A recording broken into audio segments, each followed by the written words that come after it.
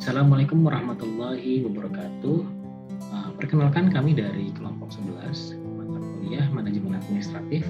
Di sini kami akan menjelaskan sedikit terkait manajemen kearsipan.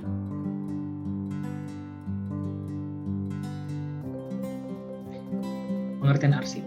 Jadi pengertian manajemen kearsipan menurut Mernawati dan Prabawati tahun 2015 itu adalah suatu rangkaian kegiatan mengelola seluruh unsur yang digunakan atau terlibat di dalam proses pengurusan arsip. Kemudian di sini kita dapat melihat beberapa tujuan dari manajemen kearsipan. Pertama yaitu untuk mendokumentasikan, kemudian yang kedua itu mengendalikan, yang ketiga menetapkan dan menjamin, yang keempat menyederhanakan, yang kelima menjamin preservasi dan penyusunan, dan yang terakhir adalah menjamin perhatian dan pengarahan. Kemudian untuk fungsi-fungsi manajemen kearsipan itu ada fungsi manajemen dan fungsi operasional. Untuk fungsi manajemen sendiri seperti yang kita ketahui yaitu ada perencanaan, pengorganisasian, staffing, pengarahan, penggerakan, serta pengawasan. Dan kemudian untuk fungsi operasional kearsipan itu ada penciptaan, penggunaan, pemeliharaan, dan penyusutan arsip. Kemudian jenis-jenis arsip. Di sini kita dapat melihat bahwasanya arsip ada yang dibagi menurut nilai kegunaannya dan ada juga yang menurut fungsinya.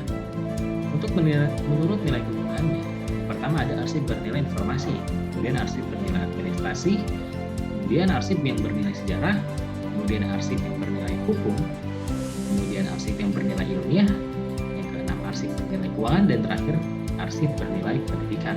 Namun untuk menurut fungsinya arsip hanya terbagi menjadi dua yaitu arsip dinamis dan arsip statis. Di sini kita dapat melihat ada siklus hidup arsip manual, yaitu biasanya siklus yang pertama itu adalah penciptaan, kemudian bagaimana arsip itu digunakan ya atau dipergunakan, kemudian setelah arsip itu sudah dipergunakan akan dilakukan penyimpanan. Untuk nantinya apabila itu diperlukan lagi, arsip tersebut dapat ditemukan dengan mudah. Kemudian di sini terdapat beberapa sistem penyimpanan dokumen. Di sini yaitu ada sistem sentralisasi, sistem desentralisasi, dan sistem kombinasi. Untuk sistem sentralisasi, semua dokumen itu disimpan di pusat penyimpanan. Kemudian untuk sistem desentralisasi, penyimpanan arsip itu diserahkan kepada pengelolaan dan penyimpanan pada masing-masing unit. Kemudian untuk yang sistem kombinasi, masing-masing bagian menyimpan dokumennya sendiri di bawah pengawasan sistem yang terpusat. Peralatan arsip manual yang pertama ada spindle file, yang kedua ada vertical filling cabinet, ketiga open cell file, yang keempat literal file, yang kelima ada unit box literal file, yang keenam ada card file, dan yang ketujuh ada file media lainnya seperti CD, DVD, dan disket. Selanjutnya di sini ada pemusnahan arsip menurut Basuki tahun 2003. Yang pertama ada pencacahan di mana dokumen dihancurkan dengan cara dicacah. Yang kedua ada pembakaran di mana dokumen akan dibakar, namun saat ini pembakaran dianggap kurang efektif karena dapat merusak lingkungan. Yang ketiga, pemusnahan kimiawi di mana dokumen dirusak menggunakan bahan kimia. Yang keempat ada pembuburan. Manfaat penggunaan arsip elektronis. 1. Cepat ditemukan dan memungkinkan pemanfaatan arsip atau dokumen tanpa meninggalkan meja kerja. 2. Pengindeksan yang fleksibel dan mudah dimodifikasi berdasarkan prosedur yang dikembangkan akan menghemat tenaga, waktu, dan biaya. 3. Pencarian secara full text dengan mencari file berdasarkan kata kunci maupun nama file dan ditemukannya dalam bentuk full text dokumen. Yang keempat, kecil kemungkinan file akan hilang. Hal ini disebabkan karena kita hanya dapat melihat di layar monitor atau printnya tanpa dapat mengubahnya. 5. Menghemat tempat.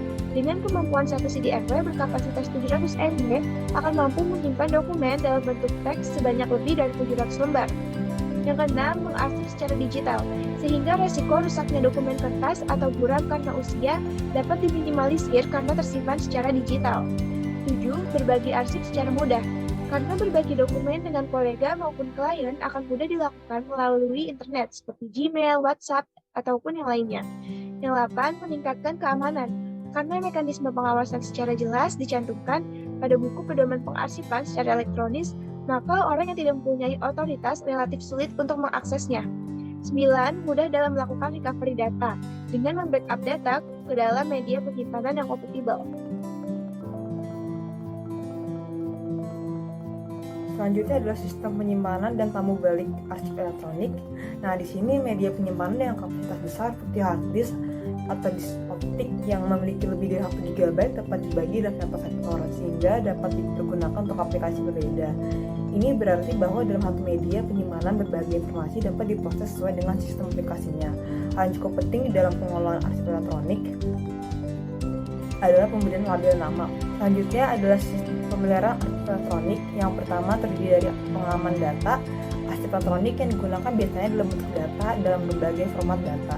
Dengan format data yang ada tentulah celah dalam penyalahgunaan informasi masih tetap ada. Oleh karena itu dibuat protokol keamanan yang akan melindungi data dari serangan hacker.